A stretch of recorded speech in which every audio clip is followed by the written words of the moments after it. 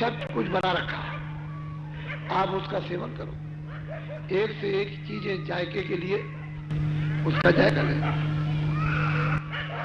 ये जरूर नहीं है कि किसी की आप हिंसा कर डालो। जिसको तुम बना नहीं सकते हो उसके बिगाड़ने का तुमको अधिकार क्या है?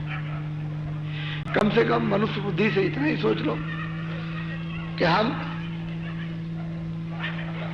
किसी को जन्म नहीं दे सकते हैं, खड़ा नहीं कर सकते, तो हमारे बिगाड़ने का क्या अधिकार?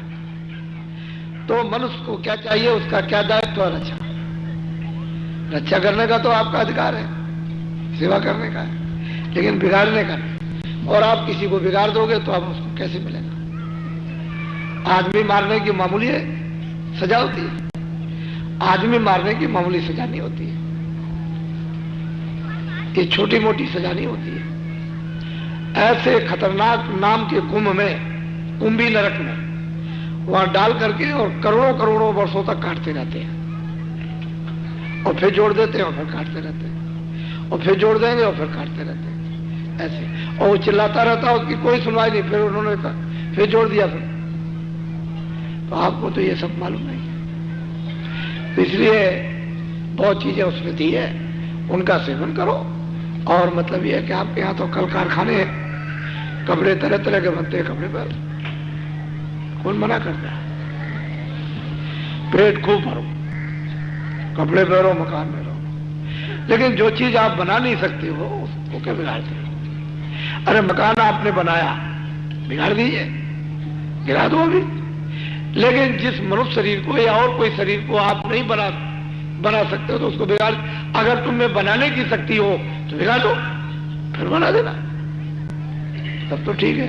लेकिन अब यह है कि बनाने की तो तुम में शक्ति है नहीं है और बिगाड़ते चले जाते, तो आखिर कितनी सजा मिलेगी? तो इसलिए हमारी तो ये चीज, हमने तो देखो कभी बीड़ी पी नहीं, मैंने तो कभी बीड़ी पी नहीं, गांजा भांग की और तो बात छोड़ दीजिए, कभी बीड़ी भी नहीं पी है, कोई तंबाकू नहीं पी, कोई सिगरेट नहीं पी है, तो और बात तो खत्म करो। लेकिन यह है कि जो बच्चे हैं जब नामदान लेते हैं वो बीड़ी न पिए, जो नहीं पीते मत पियो, क्यों बुरी आदत डालते हो? अब भाई जब नहीं पीते हो तो फिर उसमें आदत क्यों डालते हो? मत पियो, खत्म करो उसको, एक चीज तो खत्म हो जाए। आदत तो बुरी बुरी है, और जो पीते हैं जिनकी आदत पड़ गई, अगर छोड़ सकते हो तो छोड़ दो और नहीं तो पीते रहो। चलो ठीक है, तुम अपना पीते रहोगे तब तक तुम खत्म हो जाओगे, नई जनरेशन आएगी वो नहीं पिएगी, बात अपनी जगह आ गई। मोटी बात है ना, कोई ऐसी बात नहीं, जब तुम्हारे बच्चे नहीं पिएंगे तो खत्म हो जाएगा। और अगर तुम छोड़ सकते हो तो छोड़ दो, हमारी तरफ से बीड़ी तंबाकू मना नहीं है। हम तो उन बच्चों से कहते हैं भाई तुम नहीं पीते हो, मत पीना, आगे आदत मत डालो। और बड़ों से कहते हैं अगर छोड़ सकते हो तो छोड़ दो और नहीं छोड़ सकते तो पी लो, और तुम्हारे तक रहेगा, बाद में खत्म हो जाएगा। तो इसलिए जो चीज खराब है वो तो खराब है। फिर दूसरा ये, महात्मा ये कहते थे कि देखो भाई आज एकादशी है, आज मंगल है, आज इतवार है, अब 15 दिन हो गए महीने में, अब ये हो गया, अब ये हो गया, अब द्वादशी लग गई, एकादशी लग गई, 13 लग गई, 14 लग गई, 10वीं लग गई, तो अच्छा ठीक है अब आज व्रत रहना। पहले तो वो बताते थे पूरे दिन व्रत रहो, तो अंदर में जो भी कूड़ा कचरा होगा वो जल जाएगा, फिर बीमारी नहीं होगी। उनका अच्छा दोनों टाइम नहीं रह सकते वो पूरे दिन, तो एक टाइम व्रत रहो। तो आपको ये मालूम है कि अगर महात्मा व्रत करा दें सारे देश में कि आज एकादशी का दिन है, कोई भी, सब लोग व्रत रहेंगे, कोई भी अन्न नहीं, खाली शरबत लेंगे, तो अब ये बताओ कि करोड़ों टन बच गया कि नहीं बच गया? बोलो, मोटी बात समझ। अब तुम साल में कितने त्योहार पड़ते हैं उनको जोड़ लो आप। बड़े महात्मा होशियार थे, बहुत दूर तक की चीज देखते थे। साल में कितने त्योहार पड़ते हैं और कितने त्योहारों पर आपको व्रत के लिए बताया गया। अगर वो हम सब लोग पालन करते चले तो बीमारी रहने का सवाल ही नहीं, बीमारी रहेगी नहीं शरीर में। और बस उसको भरते रहिए, भरते जाइए उसको जबरदस्ती। इसमें ये भी भर लिया, शराब भी भर ली, मांस भी भर लिया, और ये भी भर लिया, और सड़ा गला भी, और जो भी तबीयत आई सब भरते रहे उसके अंदर, तो बीमारी तो फैली जाएगी। आखिर क्या होगा? तो असली बात यह कि संयम मनुष्य के लिए कितनी बड़ी चीज थी, कितनी बड़ी ऊंची संयम की शिक्षा थी। अब आप ये देखिए कि साल में कितने त्योहार अगर व्रत करा दिए जाएं तो 2 अरब की आबादी में आप अंदाजा करो कि कितना अनाज बच जाएगा। मैं तो ऐसा समझता हूं कि पता नहीं क्या हो जाएगा। तो बहुत सी ऐसी चीजें हैं जो आपको लोगों ने इन 40 वर्षों में बताई गई। उन्होंने सोचा कि अगर 40 वर्षों में ये बताती जाएंगी तो हिम्मत आ जाएगी, और इनमें मतलब साहस हो जाएगा, और भगवान का विश्वास हो जाएगा, और मतलब ये कि सचेत हो जाएंगे, और बुद्धि इनकी जाग जाएगी। तो वो धोखेधड़ी में हमको वोट कौन देगा? वहां सवाल तो वोट के चक्कर का है, वोट कौन देगा, वो चक्कर था। अगर वोट का चक्कर नहीं रहता तो सब चीज ठीक रहती। ये सब बर्बादी वोट के चक्कर ने की। अब वो वोट का चक्कर, अब मतलब ऐसे चक्कर में फंस गए तो चक्कर, वो तो मतलब ये है कि वो चक्रव्यूह है, चक्कर तो चक्कर। और फिर जब फंस गए उसमें तो जब अब मन्नू नहीं निकल सका तो आप क्या निकल सकते हो? उसको तो पेट में ज्ञान हुआ था। एक सब दरवाजे तोड़ दिए, एक ही नहीं तोड़ पाया। और तुम चक्कर के उस चक्रव्यूह में फंस गए तो तुमने तो उसका स्वप्न देखा ही नहीं, कथा सुनी नहीं, तुम कैसे निकल जाओगे? तुम उसमें से कोई दरवाजा नहीं तोड़ सकते हो। तो ये हो गया सब, ये बर्बाद हो गया। तो खैर हम आपको नाम दान देते हैं। ये भाव के सही, इसको खो डालो। जब नाम लोगे, रूप को याद करोगे तो ये भाव के सही। श्रद्धा, आस्था एक बहुत बड़ी चीज होती है। श्रद्धा के साथ मर्मी भेदी सज्जन हो, जानने वाला, सुमत, पवित्र, आंख, मन भी पवित्र, बुद्धि भी पवित्र, चित्त भी पवित्र, दृष्टि भी पवित्र, मर्मी सज्जन, सुमत कुदारी, खोदने वाली दृष्टि जो आगे ऐसे बर्मा की तरह से छेदती जाती है, उस दृष्टि में इतना तेज धार है कि वो बड़ी बड़ी चीजों को काटा लेगी। ऐसा नहीं है। तो मर्मे सज्जन सुमत कुदारी, ज्ञान विराग नैन उदारी। अब वो तो वैराग तो होने चाहिए। इन सबसे ऊपर उठोगे तो ज्ञान विराग।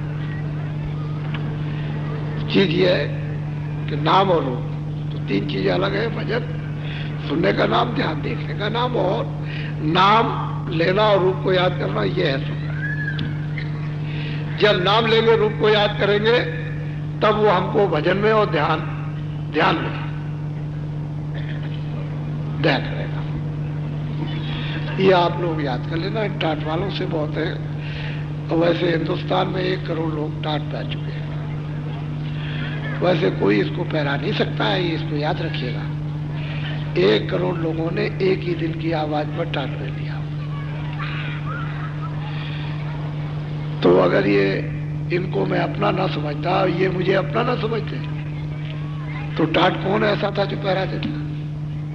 ये तो आपको मोटी बुद्धि से सोच ही लेना चाहिए। तो अब ये सब तो 1 करोड़ टाट वाले यहां नहीं आ सकते। ये तो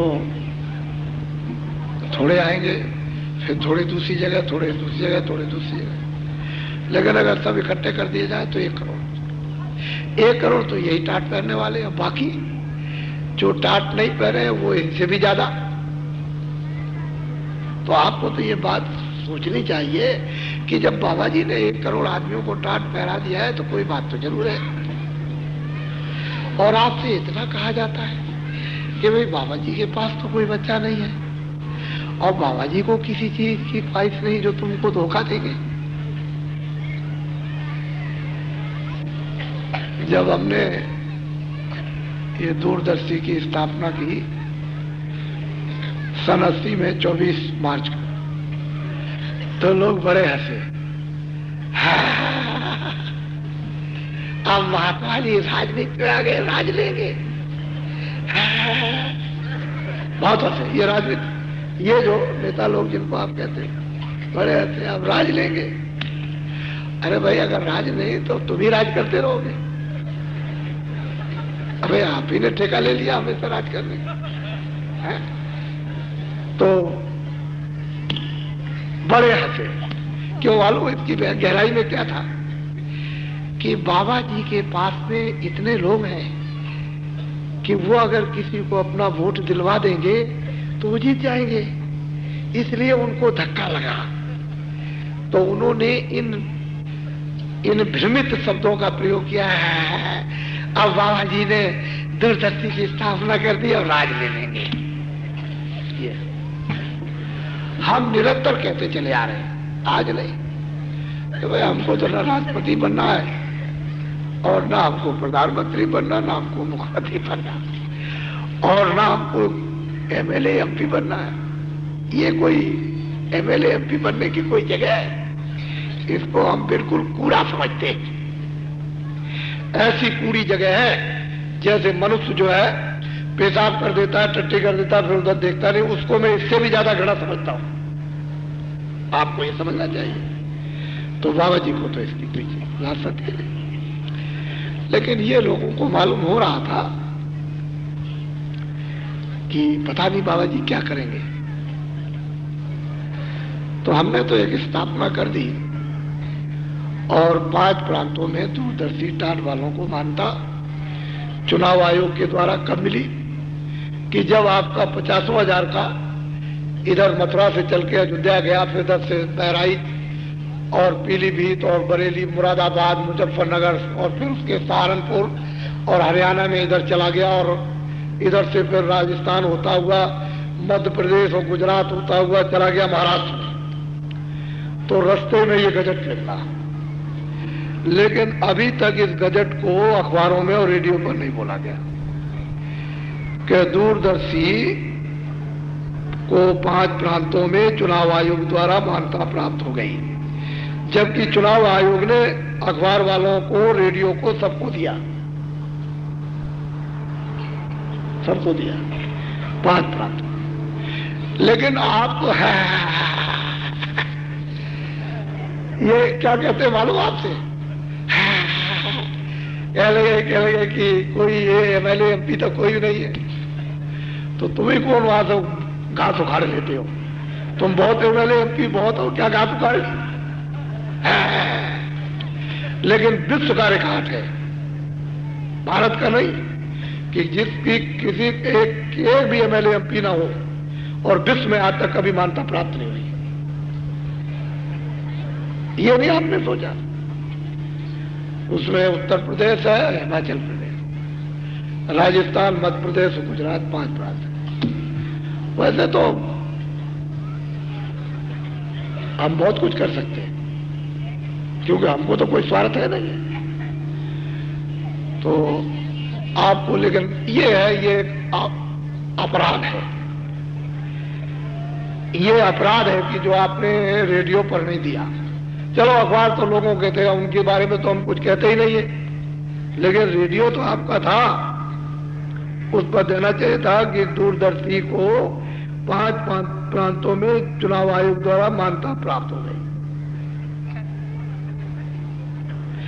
आपने ये सोचा कि अगर ये बता दिया जाएगा रेडियो द्वारा तो जो प्रांत नहीं जानते हैं उनको भी, उनमें भी फैल जाएगा ये बड़े जोर से, तो उसको थोड़ी आप रोक सकते हो।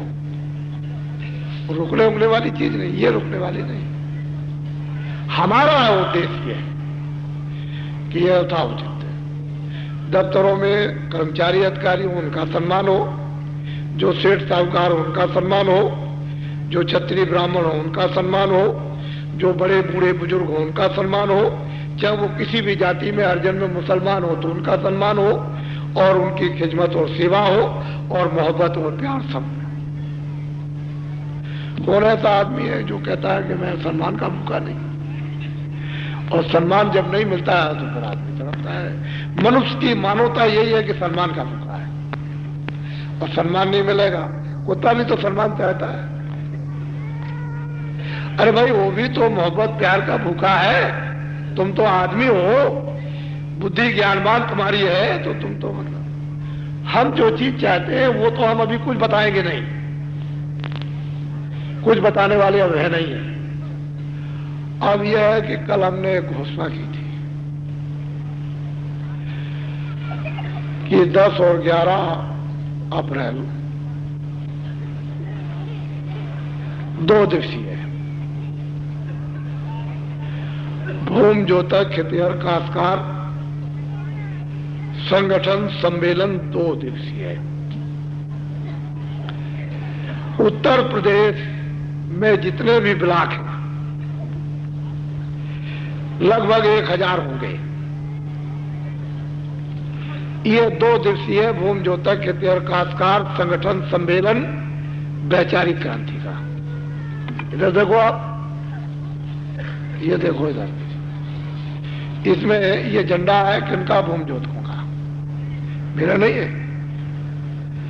संगठन किसका है? भूम ज्योतक। ये भूम ज्योतक कितने हैं? 1 अरब 60 करोड़।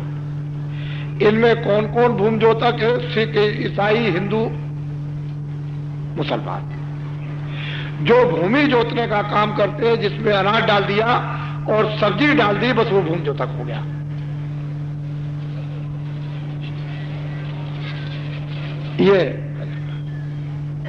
ये झंडा किसका है? बोलो जोर से। भूम ज्योतकों का झंडा, भूम ज्योतक खेतिहर काश्तकारों का। अभी तक 40 सालों में कोई आदमी कह दे और कोई नेता कह दे कि भूम ज्योतकों का कोई झंडा है या भूम ज्योतकों का कोई संगठन है, आता है कुछ। इसलिए इतने 40 वर्ष हो गए तो आपने तो पहले शुरू में सोचा था कि चलो भाई बड़ा बड़का विकास हो जाएगा, चलो ठीक है, मतलब यह है कि आजादी मिली, उस वक्त तो भावना ठीक थी। लेकिन हम आपसे ये पूछना चाहते हैं कि जो आंदोलन, तोड़फोड़, हड़ताल जो आपने सत्याग्रह में किया, वो तो देश की आजादी के लिए आपने, अगर मान लिया जाए, ठीक किया कि भाई लोगों को बाहर करना, अपना देश आजाद करना। तो 30 साल तक तमाम ट्रेन, तमाम पुल और तमाम ये और तमाम वो, तमाम कारखाने, तमाम दफ्तर, ठीक है, चलो आजादी के लिए आपने 30 साल तक ये सब काम करके, नुकसान करके आजादी मिल गई 48 में। अब मुझे कोई नेता, लीडर ये क्यों नहीं बताता है, अब आपने ये धंधा क्यों अपना रखा है कि आंदोलन करो, तोड़फोड़ करो, हड़ताल करो, स्कूल जलाओ, बच्चों को मारो, कारखाने जलाओ, सेठ साहूकार मार दो, मजदूर मार दो, और इनको मार दो, उनको मार दो, और कर्मचारी अधिकारियों को मार दो। ये आपने धंधा क्यों अपनाया? अब आपको क्या जरूरत पड़ी? क्यों कि आपको फौज मिल गई, खजाना मिल गया, कानून मिल गया, लोकसभा मिल गई, विधान सभाएं मिल गई, फौज फाटा मिल गया, ये मिल गया और वो मिल गया, सोना चांदी मिल गए, बैंक मिल गए, सब तो मिल गया। अब आपने ये धंधा क्यों अपना रखा? ये नाकिस धंधा है, ये क्यों अपनाया? और इतने आदमी 40 वर्षों में आपने मार दिए कि 700 वर्ष मुसलमानों के राज में कोई तवारीख उसमें नहीं आती, लड़ाई हो जाए कितने मर जाओ, लेकिन इस तरह की तवारीख नहीं है। और पौने 200 साल अंग्रेजों के राज में इतना आदमी नहीं मारा गया जितना प्रजातंत्र में 40 सालों में मारा गया। ये धंधा आपने अपनाया, ये धंधा अपना। अभी तक ये बेचारे ये इधर आओ बोले, कह गए किसान इधर आओ, क्या देखो हम तुमको सब सुख सुविधा देंगे और तुम्हारा विकास करेंगे, तुम वोट हमको दे दो। अच्छा ठीक है, तो बोलो जिंदाबाद मुर्दाबाद, तो वो मुर्दाबाद और ये जिंदाबाद। उसको कहा मुर्दाबाद और ये जिंदाबाद। और फिर उन्होंने कितने लोगों के पुतले जलवाए, ये पुतले जला दो, इस अधिकारी के, कर्मचारी के, इसके उसके पुतले जलाओ, ये सब। ये आपने फिर देखा कि अभी कुछ नहीं हुआ, कल गया अच्छा ठीक है, देखो ये कुछ नहीं कर सकते हैं तो हमारे पास ये झंडा है, इसके नीचे आ जाओ और हम सब भूम ज्योतकों की तकलीफों को दूर कर देंगे। तो भूम जो तक चिल्लाए के लगे वो मुर्दाबाद और तुम जिंदाबाद, तुम जिंदाबाद हो मुर्दाबाद। यहां आ गए, यहां खड़े रह गए और उसके बाद में बस वो थोड़े देखते रहे, काफी दिनों तक देखा। अरे 5 साल तो बहुत होती है, 5 साल तक इंतजार किया, कुछ नहीं हुआ। तब तक किसी ने कहा अरे कुछ नहीं होगा, वो सब कुछ नहीं, डराओ हम सब ठीक कर देंगे। तो उन दोनों को कहा ये दोनों मुर्दाबाद और तुम जिंदाबाद, ये नारे लगाए। यही होता रहा और 40 वर्ष हो गए और आपका कोई संगठन नहीं और आपका कोई भी झंडा नहीं जो ये कह सको तो मेरी चीज है, कुछ नहीं।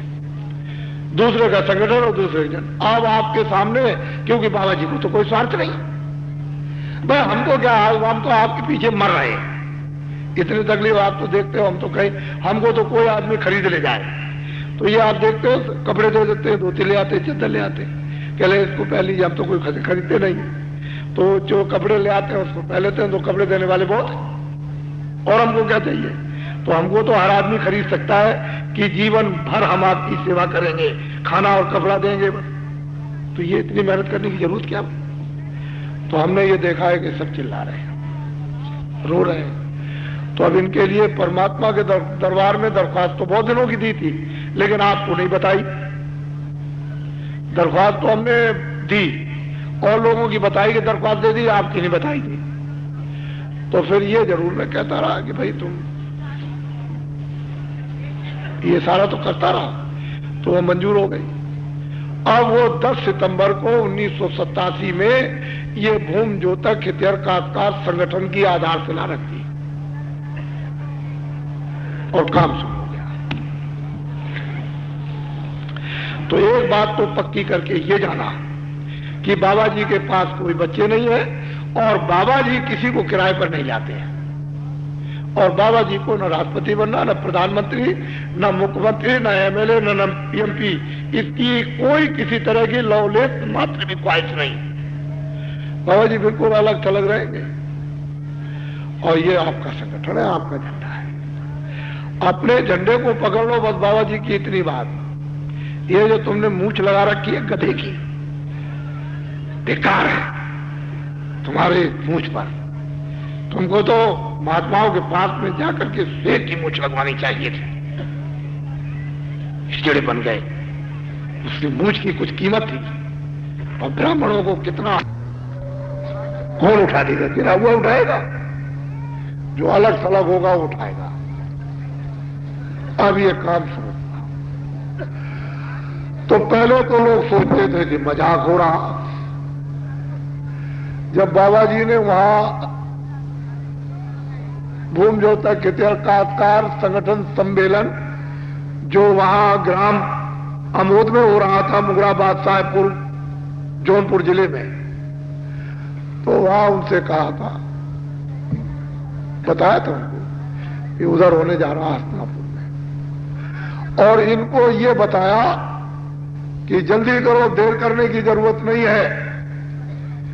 13 फरवरी को जिले जिले में, उत्तर प्रदेश के और जिलों में हुआ। ये मत समझिए कि और प्रांतों में नहीं हुआ।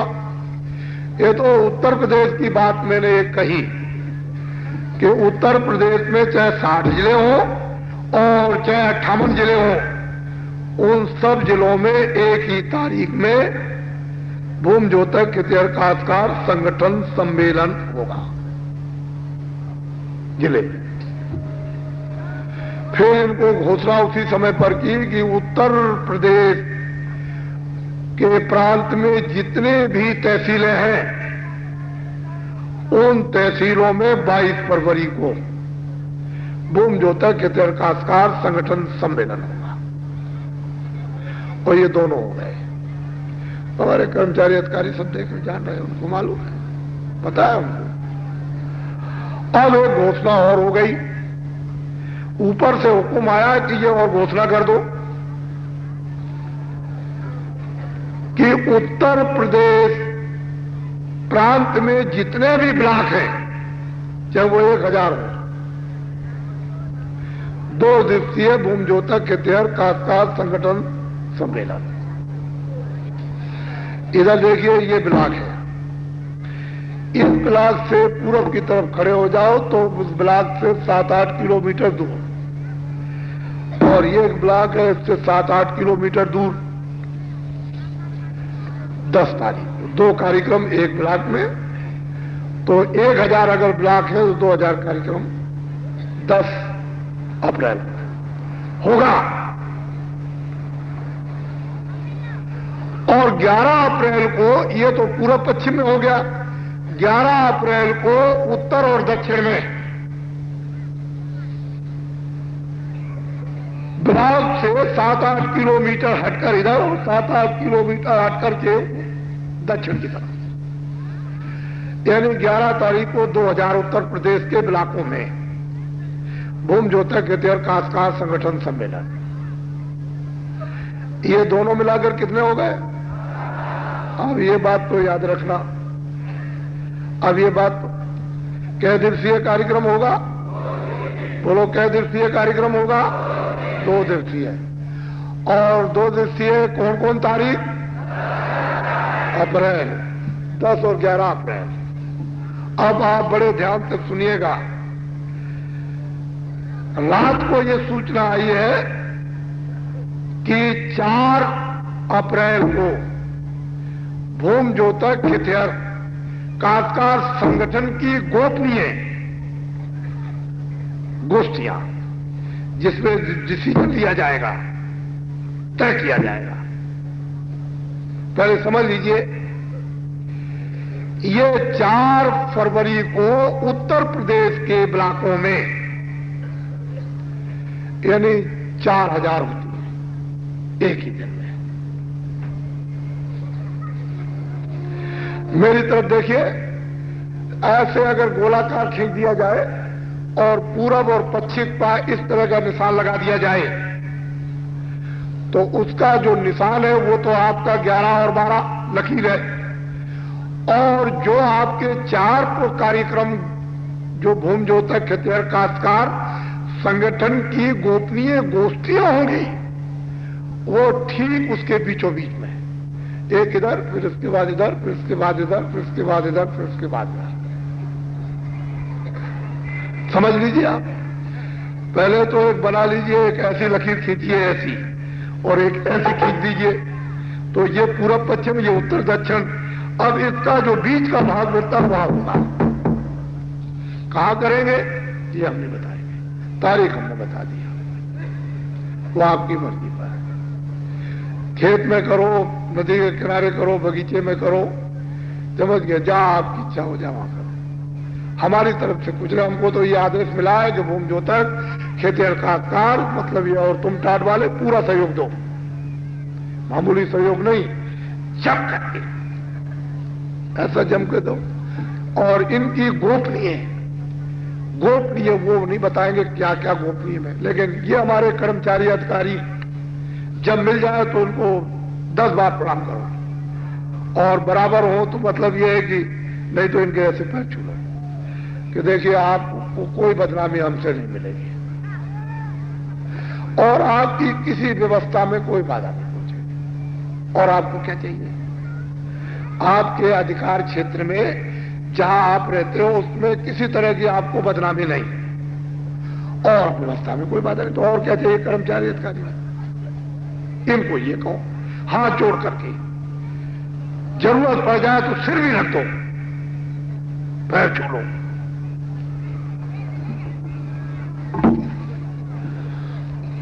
भूम ज्योति खेतिहर काश्तकार संगठन की गोपनीय गोष्ठियां कै तारीख को होंगी? 4 अप्रैल को।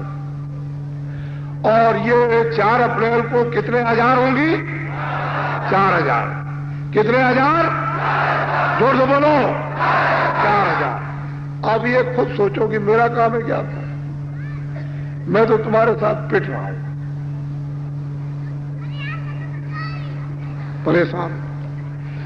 काम आपका है, परेशान मुझे अब क्या मिलेगा?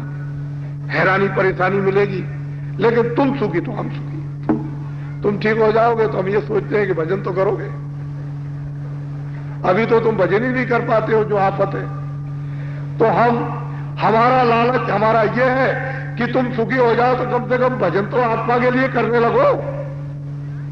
हम यही लालच समझ रहे, हमारा तो इतना ही स्वार्थ है। तो ये आपका काम है, ये आपका झंडा है, और झंडा आया आपका, पकड़ लीजिए। आप इसको पकड़ लीजिए मेरे कहने से, बस मेरे कहने से पकड़ लीजिए, पकड़ा दीजिए। अब और कुछ सोचने की जरूरत ही नहीं है, और झंडा पकड़ते चले जाओ, लेकिन उधार किसी से मत लेना। एक बालिश लंबा, एक बालिश का चौड़ा, जो भी 8 आने हो, 10 आने हो, 12 आने हो, 1 रुपया हो, उसको फौरन दे देना। ये भूम जोतक जितने खेतिहर काश्तकार जितने भी है, उनका ये झंडा है, वो उधार नहीं, ऐसे मुफ्त किसी से मत मांगना। चले भाई नहीं, हम तो खून पसीने की कमाई से अपना झंडा पकड़ेंगे। तब ये है तुम्हारी जान का झंडा और तुम्हारी आन और शान का झंडा।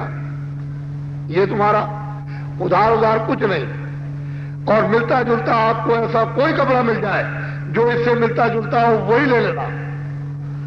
उसमें क्या है, फिर तुम्हारे बच्चे घर में पढ़े लिखे होते हैं, और वो मतलब यह है कि बस लिखवा देना भूम जोतक खेतिहर काश्तकार संगठन सम्मेलन, और बीच में लिख देना जय गुरुदेव, बस गोलाकार में लो, उसी को झंडे में लेना। अपना झंडा पकड़ो, सबके झंडे से निकल पाओ। कोई भी रैली में भूम जोतक खेतिहर काश्तकार कोई भी रैली में और सत्याग्रह में नहीं जाएगा। ये बाबा जी की हार्दिक इनके लिए अपील है।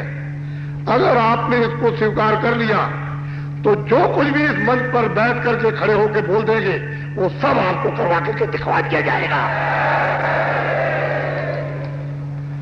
तब फिर आपको ये रहेगा। अब ये है कि इसको जल्दी कीजिए, देर करने की जरूरत नहीं है। और देखो, क्षत्रियों से मैं फिर ये बात कहूंगा कि घोड़े की मतलब वो गधे की मूंछ लगाने की जरूरत नहीं है। उस मूंछ को उखाड़ के फेंक दो, फेंक दो उसको, उसकी कोई जरूरत नहीं है। ऐसी मूंछ पर लानत है, उसको फेंक दो।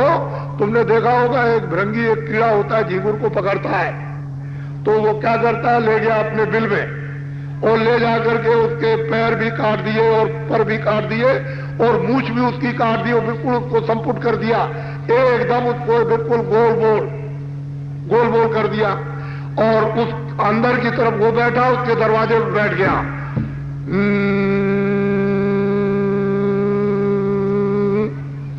24 घंटे के अंदर पर भी जमे आएंगे, पैर भी जमे आएंगे, मूछें भी जमे आएगी। अरे क्षत्रिय तुम क्या हो गए, सब कुछ जमे आएगा, तुम संपुट तो करवा लेने दो। तो ऐसे रहेंगे, ये झोले लेकर के घूमने लगे, कुछ नहीं, सब चला गया। ये सब रो रहे, चिल्ला रहे, अब कुछ नहीं। इनको क्या कर सकते, क्या करोगे इनकी रक्षा, ये बताओ उनको क्या होगा। ये रो रहे, सब चिल्ला रहे। अरे भाई, जिसका जो काम था उसने अपना अपना काम, अगर धोबी अपना काम छोड़ दे तो बताइए कपड़ा कौन धोएगा, बढ़ाई अपना काम को दो कौन बनाएगा। आपने ये कभी नहीं, तुम जो अपने अपने काम थे उसको पकड़े रहते, वो अपना अपना काम छोड़ दिया और लग गए। इसलिए महात्मा संशोधन करते हैं, खून को शुद्ध करते हैं। अभी आपने हमारी बात क्या सुनी, अभी सुनाएंगे आपको। तो इसलिए ये भूम जोतक खेतिहर काश्तकार संगठन की गोपनीय है, ये गोपनीय है। ये ऐसी बातें और ऐसी गोष्ठियां और ऐसे इस पर तय किए जाएंगे, ये मुद्दे हैं, वो तय कर लिए जाएंगे। तो आप लोग सबके सब लग जाओ इसमें सहयोग देने में। और मैं भी भारत का ही हूं, मैं तो कोई विदेशी नहीं हूं, लेकिन एक बात ये पूछ रहा हूं, क्या तुम अपना कोई गोपनीय राज अपनी देवी से छुपा सकते हो? बोलो, नहीं छुपा सकते। लेकिन ये बात सही है कि देवी का राज आपको मालूम है। अब ये बताओ कि अगर तुम में से कोई आदमी विदेशी औरत से शादी कर ले तो तुम उसको राजा बना दोगे? तो तुमने ये क्या किया? हैं? आजकल वहां दिल्ली में इतना जमघट लगा हुआ है, कई लोगों ने विदेशी औरत से शादी की और वो बिल्कुल छा गए, छाए हुए। लेकिन मैं किसी का नाम ले लेता हूं, तुम पढ़े लिखो, अपना पता लगा लो। अब सब बातें क्या मुझी से कहलाओगे? मुझे तो एक ही बात है कि भाई विदेशी, जब तुम अपना राज नहीं छुपा सकते हो तो वो राज विदेशी विदेश में चला जाएगा, और चला गया। अब यह है तुम्हारा धन, तुम्हारा रुपया पैसा, तुम्हारी करेंसी बाहर छप रही है। तुम्हारे यहां इंजीनियर, तुम्हारे यहां बच्चे, तुम्हारे यहां स्कूल, तुम्हारे यहां जगह, तुम्हारे यहां कारखाना, तुम्हारे यहां सस्ते से सस्ते मजदूर, क्या आप अपने यहां नहीं छपवा सकते? क्या आदमी नहीं है क्या? लेकिन तुम विदेश में छपवा रहे हो। कोई भी ऐसा मुल्क नहीं करता है कि अपनी करेंसी, अपनी टकसाल विदेश में छपवाए। अगर विदेश में किसी भी मुल्क ने अपनी करेंसी को छपवाया तो मुल्क खत्म हो जाएगा। तो तुम ये मत सोचो। ये जरूर कहूंगा कि वो जो लंका में आपने भेज दिए हैं, जो बेचारे मारे जा रहे हैं, वो सिपाही हमारे, उनको आप बिना शर्त वापिस बुलवा लीजिए, हमारी अपील है। उससे लाभ कुछ नहीं होगा, कोई लाभ नहीं होगा सिवाय नुकसान के। 2 अरब 2 खरब तो नुकसान हो गया, 100 अरब का 1 खरब होता है, वो तो नुकसान हो गया। और वो ये सब भूमि जोतकों को देना है। अब अभी वहां रखेंगे तो और नुकसान होगा, तो अभी आपके ऊपर में और टैक्स लगेंगे। ये जो बताया गया है तो खिलवाड़ तमाशा, वो तो भ्रमित शब्द है, उसमें कुछ नहीं है। तो जो लोकसभा में तो लग गया, और अभी लग जाएगा, अभी आपको पता भी नहीं चलेगा, लग जाएगा। तो बहुत टैक्स लगेगा, बहुत महंगाई आएगी। तो वो बुला लीजिए, ये नुकसान जनता पर जाएगा, बेचारी पर होएगी। और वो हजारों सिपाही बेचारे मारे गए, उनकी देवियां जो है बिना पतियों के हो गई। अब किसी का 2 महीने का बच्चा होगा तो बेचारी अब रोती रहेगी कि हमारा पालन पोषण कौन करेगा, और बेकार में वहां फंसा दिए गए। तो वो फेयर फैक पनडुब्बी और ये वो तमाम रुपया जो लिया है, जो भारत की गरीब जनता का बाहर विदेशों में जो आपने जमा किया है, वहां लाखों में हीरे जवाहरात और तमाम डॉलर, ये तो छुपने वाला है नहीं। वो तो ये झंडा पकड़ते ही सब फैसला कर लेंगे। ये झंडा पकड़ लेंगे, बस फैसला हो जाएगा। ये भूमि जोतक इतिहासकार, ये संगठन जब अपना झंडा अपने हाथ में ले लेगा, सब मालूम हो जाएगा। भारत की ऐसी जनता है इस तरह की। बड़े ध्यान से मेरी बात को, ये जो जमा आपने किया है अपने ऐसाराम के लिए, वो भोग नहीं सकते हो, कुदरत भोगने नहीं देगी। अरे नेचर, प्रकृति वो धन से आपको ऐसाराम नहीं उठाने देगी। तो मान लो अगर यहां मर गए तो बेकार रखा रह गया। हमारे आए थे जगजीवन राम, मर गए। उनसे हमने कहा, हमने कि अरे भाई क्यों इसमें पड़े हुए हो? कह लगे महाराज मेरे पास में इतना धन है कि 40 पीढ़ियां मेरे पास खत्म नहीं होगा, इतने मेरे पास है। तो मैंने कि क्यों नहीं घर चले जाते हो? कह लगे मैं घर चला जाऊं तो 1000 मुकदमे चलेंगे, 1000। तो मैं मर जाऊंगा, मैं घर नहीं जा सकता हूं, मैं तो वहीं दिल्ली रहूंगा। तो मैंने कि हरजन ये क्यों बना दिया आपने? आपने ये क्यों नहीं कहा मनुष्य इंसान? ये हरजन हरजन हरजन हरजन, ये जाति आपने अलग क्यों कर दी? महात्मा हो गया तो ये बात नहीं होती। वो तो सबको बदल रही है कि मतलब एक खिताब देते थे। तो कह लगे कि सच्ची बात ये, मैंने अपने स्वार्थ के लिए काम किया। बिल्कुल साफ कहा कि स्वार्थ के लिए। बताइए, ये है स्वार्थ में देश डूब जाए, ये डूब जाए, वो डूब जाए, मर जाए, सब कुछ हो जाए। अब तो ये लड़का भी मर गया और वो भी मर गए, और वो सब रखा रह गया कि भोग लिया कुछ। जो बाहर में रखा है उन्होंने वो भोग लिया नहीं भोगा। तो आप ये समझ लो कि भारत की दौलत इस तरह की है कि जिन लोगों ने जुर्म करके विदेशों में जमा कर दिए वो भोग नहीं सकते, नहीं भोग सकेंगे। यहां तो ईश्वरी सत्ता का सदैव ही प्रादुर्भाव होता रहता है। तो ये मैंने अभी तो आपको कुछ नहीं बताया कल एक चीज की बीच में एक और घोषणा होगी।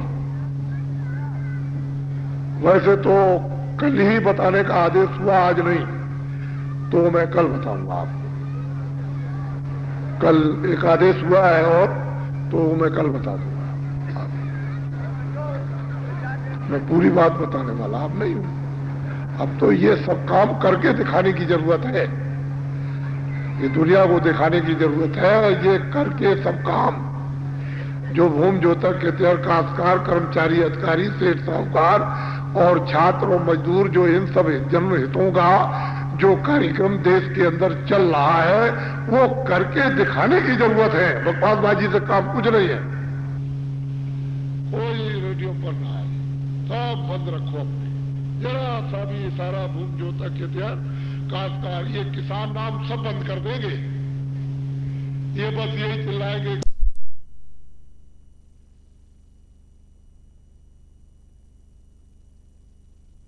खेतिहर, कोई कहेगा काश्तकार, यही चिल्लाएंगे। ये बीच में अभी तो ये आपका शब्द नहीं है, ये भूमि जोतक, खेतिहर, काश्तकार संगठन की आधारशिला विधिवत वेद मंत्रों के साथ रखी गई। ये आपका काम नहीं है। तो ये इसको अच्छी तरह से आप समझ लें, जान लें, कल आपको बताया जाएगा। और जो लोग आज होली, कल तो लगा दी गई और आज होली का असली त्योहार आज ही मनाया जाता है। आज आपने इसको मनाया और ये एक दिन आने का, एक दिन जाने का, 3 दिन का कार्यक्रम होता है। कल भी हो गया, परसों भी हुआ, आज भी हो गया और जो लोग रहेंगे वो कल भी हो जाएगा। तो आप जैसे मान लो किसी को जल्दी है कि हमको जाना है, जैसे कुछ आज चले गए, ऐसे ही किसी को जल्दी है तो जा सकते हैं, हमारी तरफ से कोई रोक टोक नहीं है। लेकिन कल जो है, जो लोग कल जो आपको बताया जाएगा उसको भी नोट करके ले जाना, उसकी भी जरूरत आवश्यकता है। तो चीज ये है, अब मैं तो बाहर चला जाऊंगा, इधर उड़ीसा में, आपके बिहार में, बंगाल में, फिर उधर जाऊंगा आपके मध्य प्रदेश में, फिर कर्नाटक, आंध्रा में जाऊंगा। तो वहां बड़ी लोग तैयारी कर रहे हैं कि जल्दी इधर भी आइए। हालांकि काम वहां भी शुरू है, काम वहां भी चालू हो गया, वहां भी काफी काम चालू हो गया। लेकिन अब चूंकि यह है कि मुझे वहां पहुंचना है, तो लोग ये समझते हैं कि भाई जिसने स्थापना की है, अगर वो आ जाए तो और भी अच्छा रहेगा। काम वहां चालू हो गया और सब लोग अपना, और वो लोग कहने लगे कि अब हमारी चीज आई है, ये है हमारी है। अब लोगों की आवाज निकलने लगी कि हमारी है। पहले कभी ऐसा नहीं किसी ने कहा कि हमारी है, अब कहने लगे कि हमारी है। अब ये वो तो हम सब आपसे खुद ही कहला लेंगे, कोई बात नहीं है। और ये मतलब ये कि आपका झंडा है, इसलिए आप जल्दी झंडे को बनवा लेना, देर करने की जरूरत नहीं। बना बना मिल जाए तो पैसा दे देना और ले लेना, और नहीं बनाए तो ऐसे मिलता जुलता कपड़ा ले लेना और उस पर ये लिख डालना, भूमि जोतक, खेतिहर, काश्तकार संगठन, और बीच की में गोलाकार बना करके और जय बोले, भगवान का नाम है। तो ये मैंने आपको सुना दिया, इसे कोई रोक नहीं सकता। ये कोई आदमी कहे कि मैं रोक लूंगा, ऐसे रोकने वाला नहीं। अब मेरी अपील ही, प्रार्थना ये है कि हमारे जितने भी भूमि जोतक, खेतिहर, काश्तकार है वो सब साथ दें। कर्मचारी, अधिकारी जितने भी, क्यों मैं इनके लिए तो बदनाम हूं, मैं कर्मचारी अधिकारियों के लिए बदनाम हूं। मुझे बदनाम शुदा आदमी समझिए। जब मैंने इनसे कहा था, जब इनको 125-28 रुपए ये इनको पुलिस सिपाहियों को इनको मिलता था, तो मैंने कहा था 300 हो जाएगा, तो बड़ी डीक हाकी थी। है, देख लीजिए घोषणा करने वाले ये आ गए और ये हो गया। हमने चुप रहो, तुम सिपाहियों चुप रहो, तुमको जब 300 मिल जाए तो एक हमको दे देना, 1 रुपया हमको दे देना। फिर हमने कहा नहीं नहीं तुमको 500 रुपए से मिले 500 मिलेगा। फिर सिपाही समझ गए, तो समझ गए क्या। और फिर उसके बाद हमने कहा अरे भाई 500 से भी ज्यादा मिलेगा। हम सब जगह के हम तो लगातार डंडोरा पीट रहे, हमारी कैसे बात चुपने वाली है। तो हम तो इन कर्मचारी अधिकारियों के लिए बदनाम शुदा आदमी है। हाँ, जब मैं आसाम में बोल रहा था 90 दिन में और मतलब 10,000 किलोमीटर 12 प्रांतों में, तो हम भी 10,000 दे देंगे। भाई तुम्हारे पास कोई योजना नहीं है, वो तो बाबा जी की योजना है। अब बीच में तुम बोल दो कि अखबार रेडियो पर नहीं आता तो जनता नहीं समझ सकेगी अरे मैं तो बोलता हुआ जा रहा हूं, बोलता हुआ आ रहा हूं। ये तो हजम होने वाली चीज नहीं है। उनके पास कोई योजना नहीं। हाँ, बोतल की तो योजना जरूर है, और उनके अगुल मतलब ये कि अगर ना मिले तो ठंडोई पी जाए, ठंडोई पी डाले।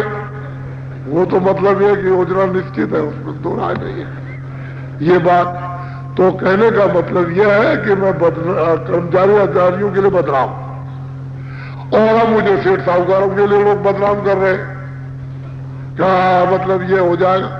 अरे भाई मैं ये जब कहता हूं कि बैंकों में रुपया रखने, तुम बंद करने की बात करते हो, हम ये कह रहे हैं कि बैंकों में रुपया रखने की जगह नहीं रहेगी, और तुम कह रहे हो रुपया कहां से आएगा। तो हमारे आपके में जमीन आसमान का अंतर हो गया। अब हम ये क्यों बता दें कि रुपया कहां से आएगा। वो तो आपको रुपया रखने के लिए और बैंक खोलने पड़ेंगी। तो जो आदमी ये चिल्ला रहा है कि रुपया रखने की बैंकों में जगह नहीं रहेगी, तो ये तुम्हारी बात को कैसे मान लिया जाएगा कि रुपया कहां से आएगा। तो मैं तो आपके लिए बदनाम हूं। तो मैं सबकी तरफ से बदनाम हो गया, लेकिन मैं ये अपील करूंगा, मुझे तो कुछ चाहिए नहीं, और आपका अगर सबका भला हो जाए तो मैं ये समझूंगा कि भगवान की सब पर कृपा हो गई। और आप लोग मतलब ये कि अच्छे काम में, हमारा कोई भी बुरा काम उसमें साथ मत दीजिए, लेकिन अच्छे काम में साथ दीजिए। ये हमारी अपील है, ये प्रार्थना है। अब इतना तो अच्छा कम से कम कीजिए। अगर 1000 आपने बुरे किए तो इतना तो कीजिए, चलो भाई एक सामने आ गया तो चलो अच्छे ही काम कर दे। शायद हो सकता है कि एक अच्छे काम से 1000 बुरे काम हमारे धो सकते हैं, और 1000 बुरे पाप धुल सकते हैं। तो इतना तो कम से कम ध्यान रखना चाहिए। नहीं वैसे तो ये किराए का मकान है ही, तो ये तो समय पूरा होने पर मतलब ये खाली करना पड़ेगा। तो उस दिन के लिए भी विचारिए। तो अभी तो अच्छा है कि आप एक काम अच्छा भी कीजिए, जिससे आपको गौरव रहे कि मैंने एक काम अच्छा किया। तो हो सकता है कि ऐसी कृपा दया हो जाए कि आपके पाप धुल जाए, आप स्वच्छ हो जाए। कितना बड़ा काम है। तो हम तो काम ना सब तरह से कर रहे हैं, एक तरह से नहीं कर रहे। ये आपका झंडा है, इसको आप पकड़िए। बोलो जय गुरुदेव, जय गुरुदेव।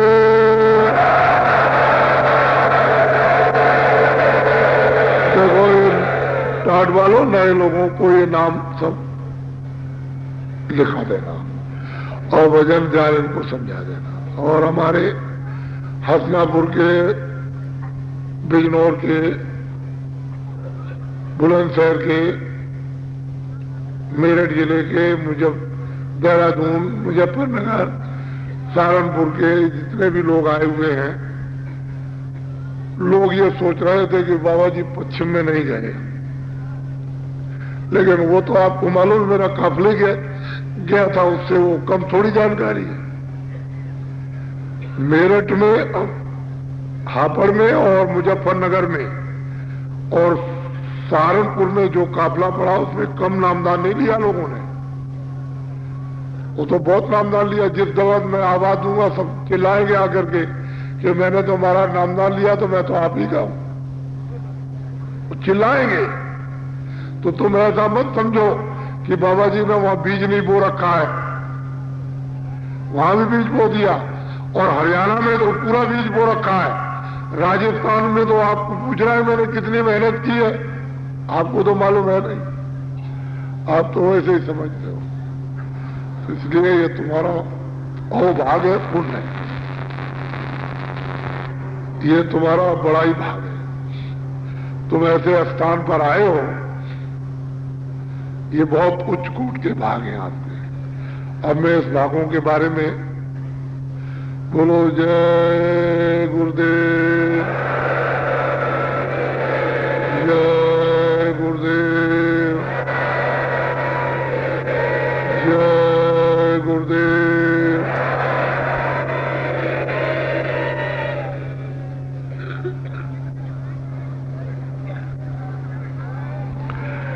कुछ दिखाओगे भाई?